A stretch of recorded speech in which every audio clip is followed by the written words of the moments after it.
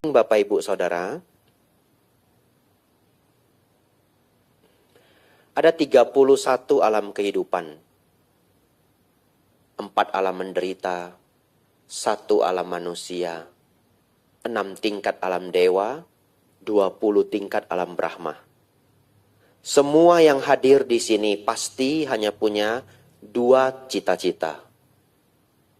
Di antara banyak cita-cita lainnya. 1, pasti selalu ingin terlahir ke tempat yang lebih baik. Betul ya? Ya. Bahkan kalau kita survei, banyak yang mungkin Anda tidak lahir di Jakarta. Tapi Anda akhirnya tinggal di Jakarta. Kenapa? Fasilitas lebih lengkap. Kesempatan lebih banyak. Ya. Manusia atau makhluk siapapun pasti ingin ke tempat yang lebih baik. 31 alam kehidupan ini Bapak Ibu semuanya ingin mendarat ibaratnya. Kalau terbang itu mendarat ke alam yang lebih tinggi. Itu cita-cita yang pertama. Semua ingin lahir sebagai dewa, ingin lahir sebagai Brahma. Ditutup dengan apa? Mencapai nibbana. Betul? Ya. Jadi 2 cita-cita tertinggi. Lahir di alam manusia baik, di alam dewa baik, di alam Brahma baik. Para anagami kesucian tingkat ketiga itu juga lahir di alam Brahma. Dan semuanya ingin mencapai nibbana. Saudara-saudari, sedikit pelajaran pagi ini. Kesucian bukanlah hadiah. Ya. Kesucian itu bukanlah hadiah. Kesucian itu bukanlah wahyu. Kesucian itu adalah hasil kerja keras. Di dunia ini Bapak Ibu Saudara, begitu banyak yang menjanjikan Anda sesuatu. Kalau pemilihan presiden semuanya berjanji, betul? Ya, ya iya kalau enggak kalah. Saya kalau diminta calon presiden, saya juga obral janji. Daripada kalah, kalau sudah menang, saya usahakan jalanin janjinya. Ya, kalau sempat. Ya sesempat-sempatnya, betul ya? Kalau yang nggak sempat, periode 2 kalau dipilih lagi. Janji lagi. Sepanjang hidup Anda diberi banyak janji. Betul Bapak Ibu Saudara? Tapi kenyataannya dunia itu tidak dibangun dengan janji. Ya, dunia itu dibangun dengan kerja keras. Ketika menikah, Romo Pandita menikahkan. Bukankah dia bilang, saya berjanji. Ya, akan menjagamu selamanya, katanya. Ya, fiksi ya, nggak ada orangnya ya.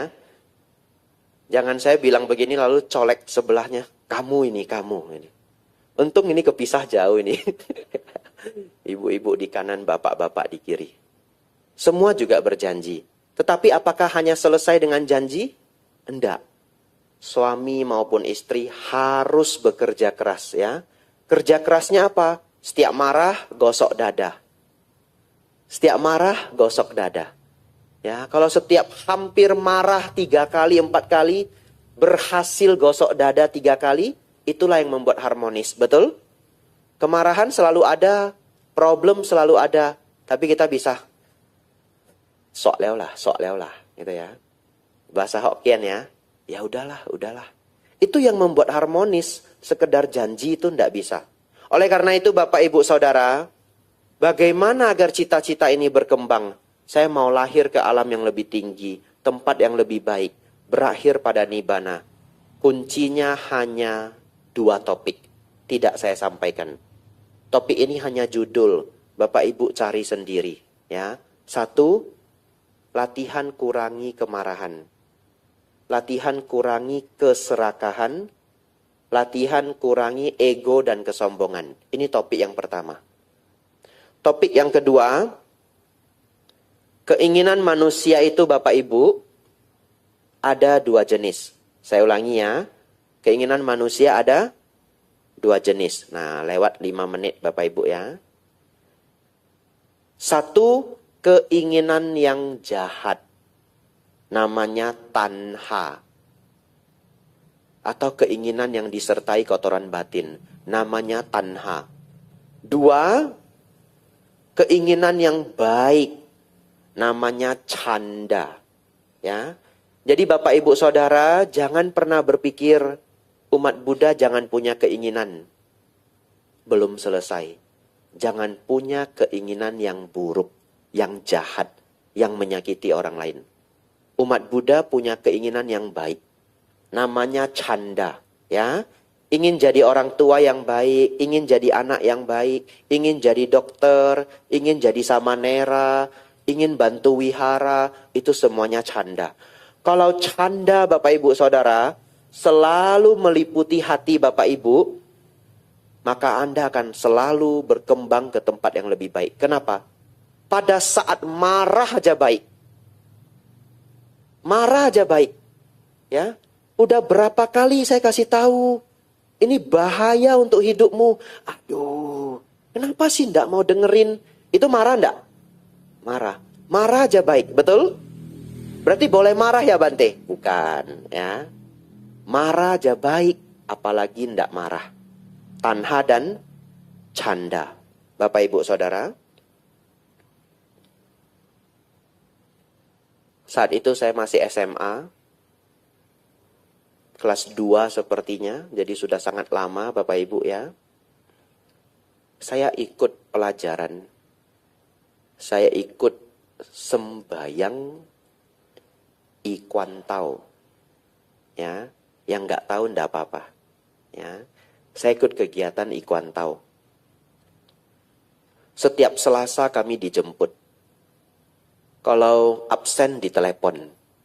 Ya, ndak boleh absen. Saya pernah mau absen. Mau absen caranya bagaimanapun sulit. Saya lagi di rumah temen. Jauh tempatnya di titik kuning. Oh nggak apa-apa kami jemput. Nah, mungkin kalau kita ganti di Binjai. Dijemput juga. Pokoknya nggak boleh absen. Ya, nggak boleh absen. Pakai 1001 alasan aja sulit. Saya ikut Bapak Ibu. Setiap Selasa ada kelas. Seperti kelas Dharma ya, tapi Dharma Ikwantau. Ikut kelas Dharma Selasa. Tetapi yang sebenarnya yang disampaikan banyak sekali ajaran Buddha, banyak sekali ya, walaupun tidak semua. Karena ajaran Buddha jauh lebih tua ya dari ajaran-ajaran lain yang berkembang di Tiongkok. Sehingga ajaran Buddha itu sudah melebur di dalam kultur kita. Ya, orang tidak ikut Dhamma kelas aja. Cuma sekedar kongko sama orang tua di kelenteng. Pasti ngajarnya Dharma. Ya, tanpa disadari. Kamu jangan buat jahat. Ada loh karma. Betul ya? Ya, jadi orang harus baik dan segalanya. Bapak Ibu Saudara, 3 bulan saya ikut kegiatan ini. 3 bulan. 3 bulan berapa kali Bapak Ibu? 12 kali. Tidak terlalu banyak. Di depan mata saya, selesai 3 bulan itu, kami dibuat lingkaran kecil, lingkaran kecil, lingkaran kecil. Satu lingkaran 6 orang. Lalu ngasih testimoni. Ini pada saling nggak kenal. Ya, di antara yang hadir, sekitar satu kelas itu sekitar 24 orang lebih kurang. Saya juga banyak yang nggak tahu nama mereka. Tapi begitu dibuat lingkaran-lingkaran itu, kami duduk berenam. Lalu ada instrukturnya satu. Kami saling ngasih testimoni.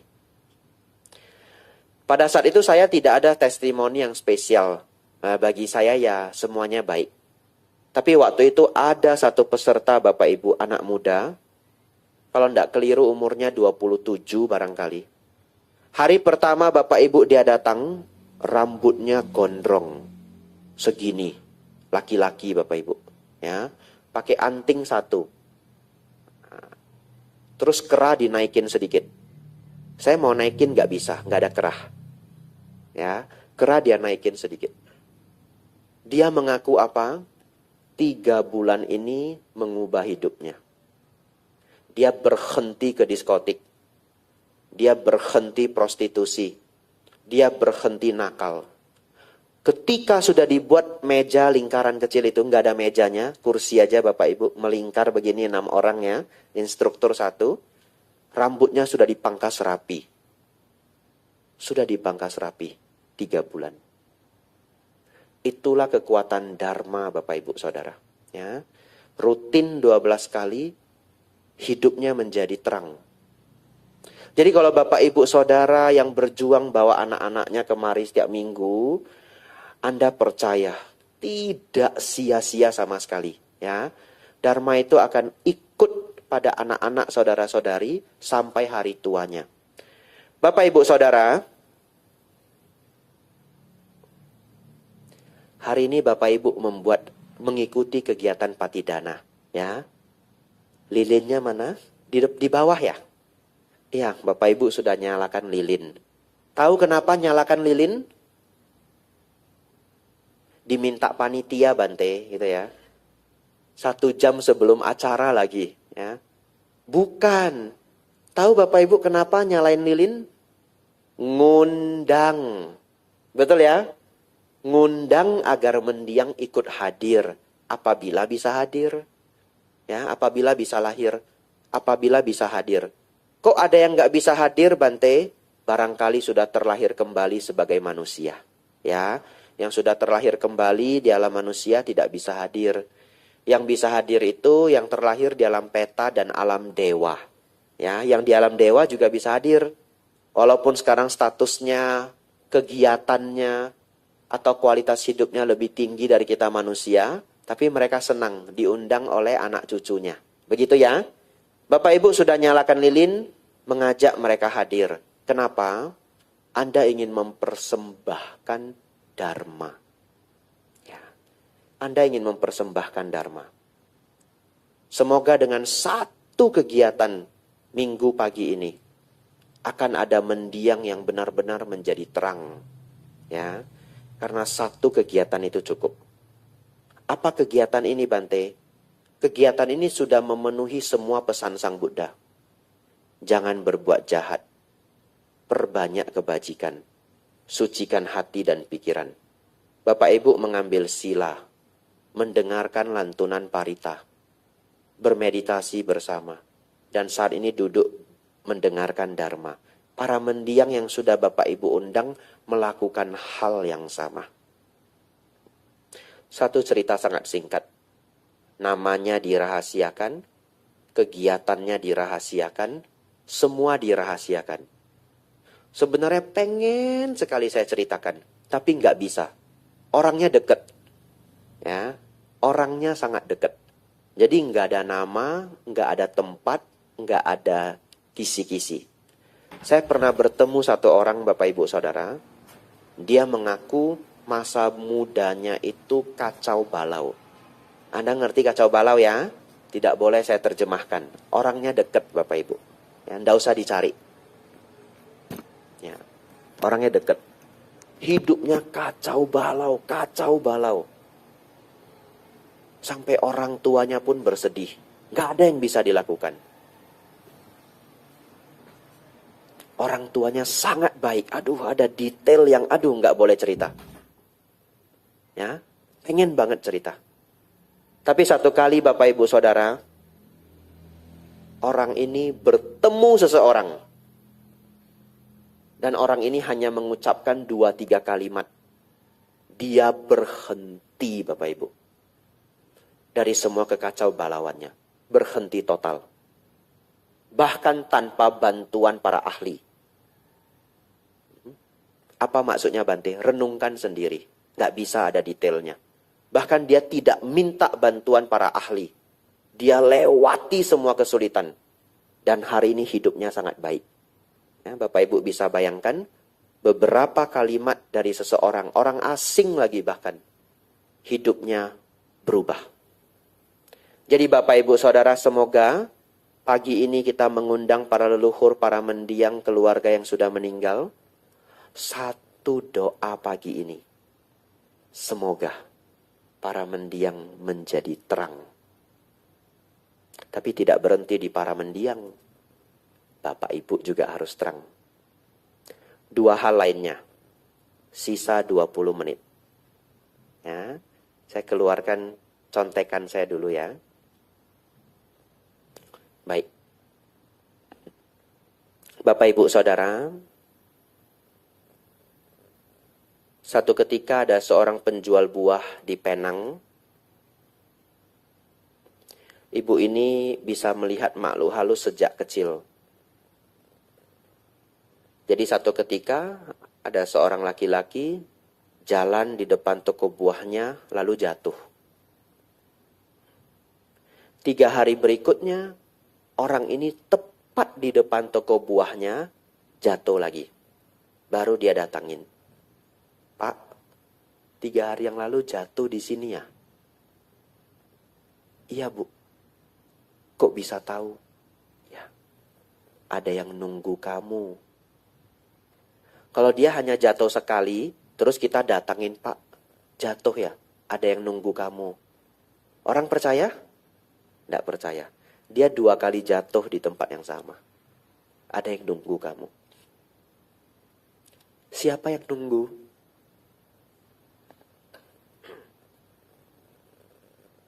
Siapa yang nunggu saya? Seorang ibu-ibu dan anak kecil. Anak kecilnya, kepalanya hilang sebagian. Bapak ini langsung tahu. Dia langsung bersedih. Ya, itu istri dan anak saya. Kecelakaan. Tapi mereka nunggu saya buat apa? Mereka nunggu saya buat apa? Mereka berdua pulang ke rumah, tapi tidak bisa masuk ke dalam rumah. Mereka melihat dari depan rumah. Lalu mereka bersedih, Bapak Ibu. Kenapa bersedih, Bapak Ibu? Karena mereka melihat tidak ada altar untuk mereka. Ya, tidak ada altar. Jadi dia minta, tolong buatkan kami altar. Lalu Bapak ini nanya, altar ini bisa membantu apa? Betul ya? Ya, Bapak Ibu sudah belajar Dharma, Bapak Ibu sudah punya pengetahuan Dharma, mungkin ada juga yang bertanya di ruangan ini. Altar bisa bantu apa, Bante? Ya, ternyata istrinya mengatakan, enggak. Saya hanya tidak mau dilupakan. Kalaupun kelak kamu punya keluarga yang baru, enggak apa-apa.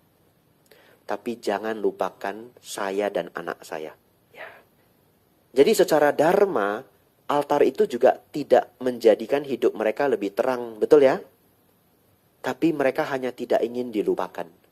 Mereka meminta dibuatkan altar.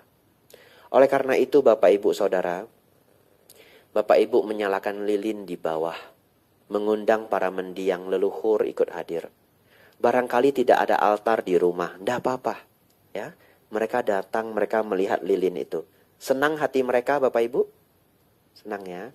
Wah, anak cucu saya masih mengingat saya. Tapi kalau ibu yang di dalam cerita tadi, hanya terhibur Bapak Ibu. Tidak terbantu ya. Tapi Bapak Ibu hari ini melakukan apa? Sudah menghibur, membantu pula. Mempersembahkan dharma. Ya, para mendiang pasti ikut hadir di sini. Ya, bahkan saya pernah ceramah di Pekalongan. Disiapkan kursi di sebelah kanan, kosong semua. Iya. Nah, jadi pas ceramah agak serem juga. Ya. Bapak Ibu lihat siapa yang ada di sana, mereka semua noleh, kosong semua kursinya Bapak Ibu ya. Tapi Anda tahu kenapa kosong? Karena outdoor banyak nyamuknya. Ya, semua masuk ke dalam ya. Tapi kalau dilihat sekilas, benar juga ya. Benar juga. Benernya apa? Bapak Ibu mengundang para leluhur, nggak dikasih kursi coba. Ya, ya tapi enggak apa-apa. Bisa duduk bareng. Ya. Bapak Ibu Saudara, terakhir. Dalam upacara patidana ini, satu, kita mengajak para leluhur untuk praktik dhamma. Betul ya? Senang berbuat baik, tidak berbuat jahat, mendengarkan dharma, menyucikan hati dan pikiran. Mengajak para leluhur, para mendiang yang belum beruntung menjadi terang pada pagi hari ini. Yang kedua Bapak Ibu Saudara, Bapak Ibu mempersembahkan, mengenang yang terbaik untuk para mendiang. Tambah satu lagi. Tambah satu lagi. Mengingat nasihat mereka. Ya. Bapak Ibu Saudara, nanti sebelum pulang Bapak Ibu boleh melihat para bante yang telah meninggal. Ya. Beliau-beliau menjalankan kebikuan sampai akhir hayat. Tidak gampang. Ya. Menjalankan kebikuan sampai akhir hayat itu sangat tidak gampang. Hanya Bapak Ibu tidak tahu. Bahkan di antara angkatan-angkatan para biku, ada angkatan yang sudah habis semua. Apa maksudnya habis semua? Ketika ditabis 6 orang, sekarang 6-nya sudah tidak biku.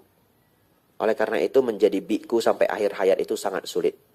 Dan beliau-beliau menjadi biku sampai akhir hayat. Saya ingin ceritakan beberapa nasihat baik dari para bante yang sudah meninggal dunia, yang sudah wafat Bapak Ibu ya, yang saya ketemu sendiri. Nanti Bapak Ibu sebelum pulang boleh melihat ada Bante Atapio ya. Cari di sana ya. Bapak Ibu Saudara, ketika saya samanera, saya dijaga oleh beliau ya. Jadi saya samaneranya, beliau biku muda. Setiap biku muda baru ditabis di Wihara Mendut, jaga samanera muda. Dulu pertama kali saya bertemu beliau, terus terang belum ada biku dari timur ya. Beliau adalah yang pertama. Terus terang saya melihatnya agak takut juga Bapak Ibu ya. Ini bantenya bisa galak enggak ya? Tapi saya ingin beritahu Bapak Ibu Saudara. Beliau sangat baik hati. Sangat baik hati. Ke saya pribadi tidak pernah marah. Ke saya pribadi ya. Bisa marah enggak beliaunya? Bisa ya. Saya pernah mendengar beliau nelpon keponakannya enggak mau sekolah, beliau marahin. Ya harus dimarahin kalau enggak mau sekolah, betul ya? Tapi ke saya pribadi tidak pernah marah. Apa hal baik yang saya dapat dari beliau? Satu, beliau selalu mengingat orang lain. Beliau kalau pembinaan ke tempat yang jauh, setiap pulang saya selalu dapat oleh-oleh. Nggak pernah absen. Biarpun cuma pulpen satu. Ya. Tiba-tiba pas beliau pulang dikasih dark chocolate satu. Kadang dapat buku tulis satu. Tapi kita seneng nggak Bapak Ibu? Ya. Bahkan sudah bertahun-tahun itu lewat, saya nggak bisa lupa. Jadi setiap beliau pulang, besok paginya, Abijato, saya dipanggil. Dapat hadiah satu. Ya. Lalu dapat nasihat. Beliau sangat baik hati. Kalau Bapak Ibu mengingat beliau, tolong ingat satu hal. Sang Buddha mengatakan, kendati pun satu hari, tetapi dilewati dengan kebajikan, dilewati dengan dharma, itulah hidup yang terbaik. Kendati pun satu hari. Kalau seseorang Bapak Ibu hidup sampai umur 60 tahun, nggak mau berbuat baik, selalu nyakitin orang lain, ada gunanya hidupnya Bapak Ibu? Nggak ada gunanya. Saya minta Bapak Ibu pulang dari kegiatan ini sangat senang berbuat baik. Begitu ya? Kalau di keluarga Anda ada yang Anda masih ganjel, kurang senang, maafkan ya. Maafkan saja. Hidup itu tidak sempurna ya. Tidak semua orang bijaksana. Kalau semua orang bijaksana harmonis semua ya. Manusia tidak semuanya bijaksana. Dan manusia itu moodnya naik turun. Anda yang sudah baik datang ke wihara, moodnya bisa jelek juga. Betul ya? Maafkan. Ya, legowo. Ya sudah. Swak lewlah. Gitu ya. Lanjut Bapak Ibu Saudara. Bante Jutaliko. Dekat sekali wiharanya. Ya, Wihara Siripada. Sebelum beliau wafat Bapak Ibu, saya masih menjumpai. Ya, bersama Bante Jayasilo. Saya berangkat bareng Bante Jayasilo menjumpai. Apa pesan terakhir beliau ke saya Bapak Ibu? Tidak tahu ke Bante yang lainnya, karena setiap Bante mungkin beliau kasih pesan berbeda. Beliau kasih pesan ke saya apa Bapak Ibu? Jaga kesehatan. Ya.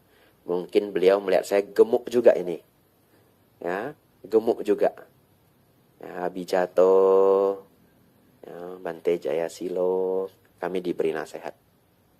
Jangan hati-hati, jangan banyak gula. Ya. Kacang-kacang kurangin, beliau kasih nasihat. Tapi Bapak Ibu Saudara, Kalau Bapak Ibu mengingat Bante Jutaliko, selain pesan beliau untuk kita jaga kesehatan, ingat satu hal. Harus ingat satu hal.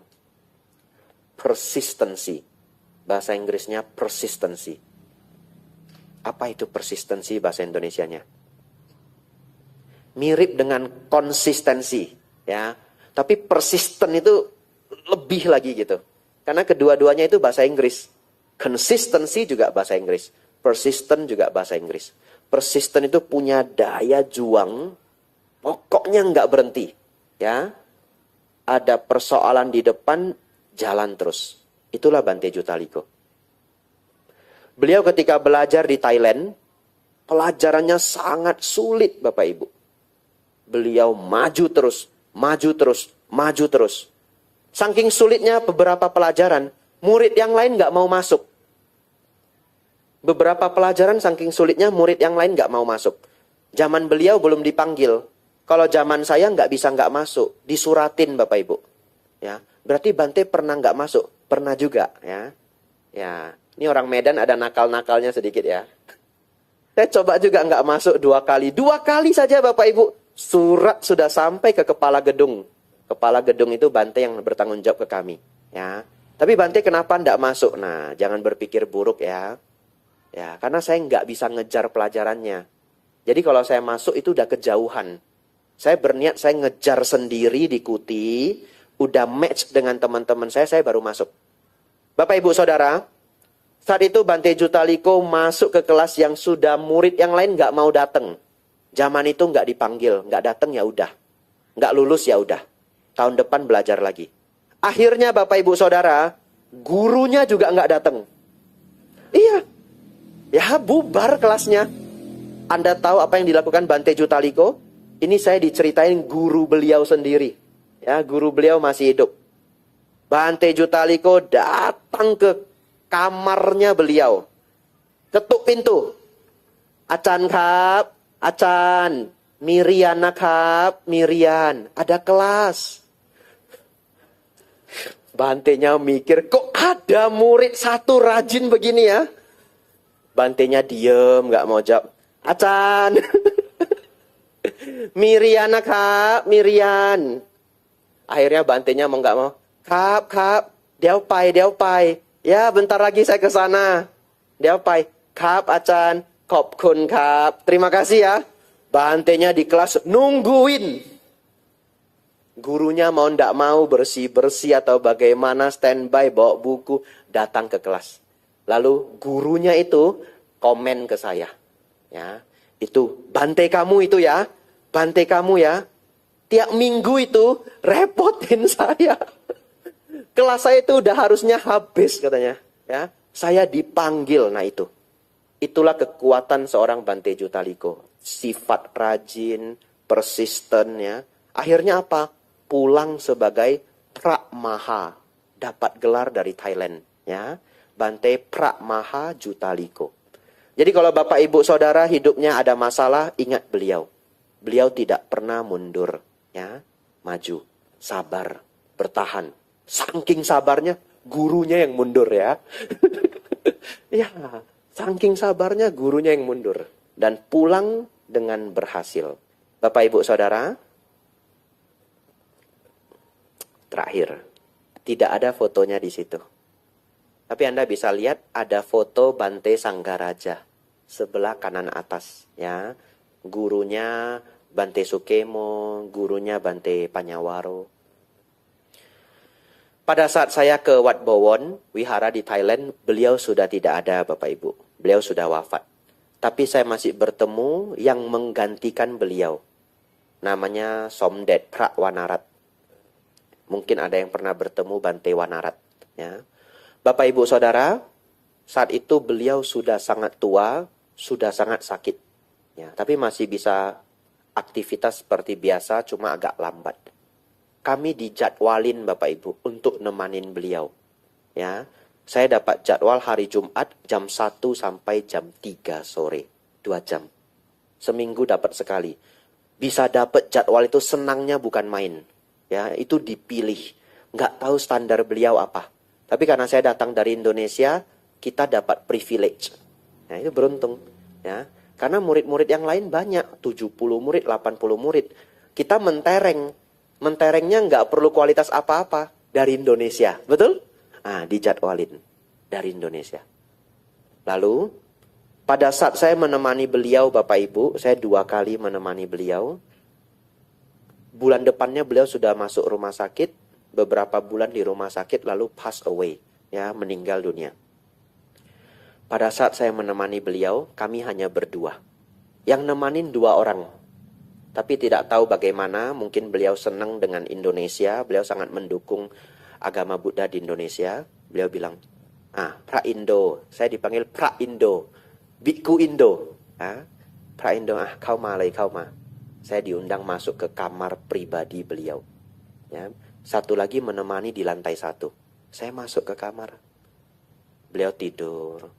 Cerita beberapa hal, cerita masa kecil beliau. Beliau kasih saya 1 pesan.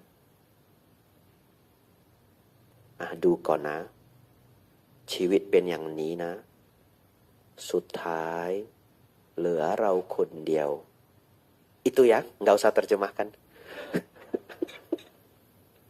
Ya. Sabe sata bantu sukitata. Artinya apa Bapak Ibu Saudara? Beliaunya bilang begini. Coba lihat. Coba lihat. Pada akhirnya, kita tinggal sendiri toh. Kita tinggal sendiri. เหลือเราคนเดียว Tinggal kita sendiri. Oleh karena itu, jaga hidup Anda baik-baik. Ya. Suami bisa nolong? Anak mau nolong? Mau, tapi bisa? Enggak. Akhirnya sisa kita sendiri. Siapa yang nolong Anda, Bapak Ibu? Kebajikan Anda sendiri. Sila Anda sendiri. Meditasi Anda sendiri. Dharma Anda sendiri. Camwaina. Cam itu ingat. Mirip bahasa Indonesia. Camkan. Camwaina. Diingat ya.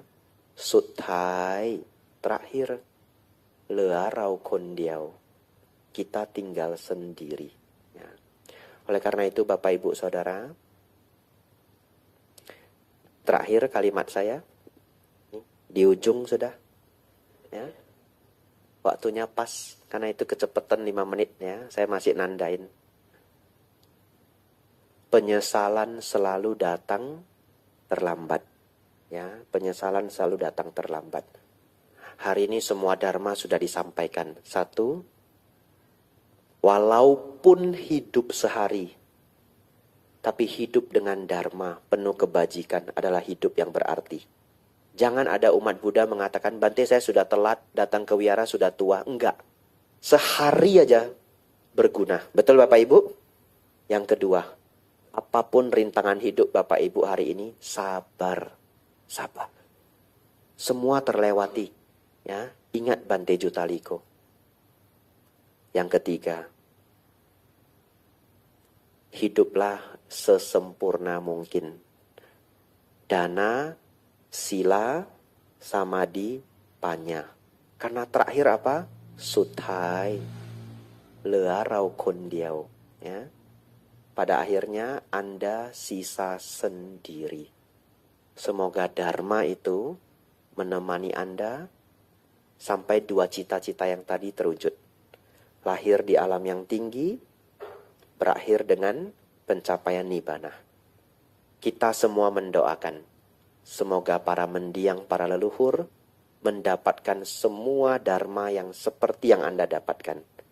Ya, bisa melewati kesulitan, menjalankan hidup sebaik mungkin, dana sila samadhi panya. Idang wo nyatinang hotu, sukita hontu nyatayo. Semoga para mendiang, para leluhur, para keluarga ikut berbahagia atas kebajikan ini. Sabe sata bawantu sukitata.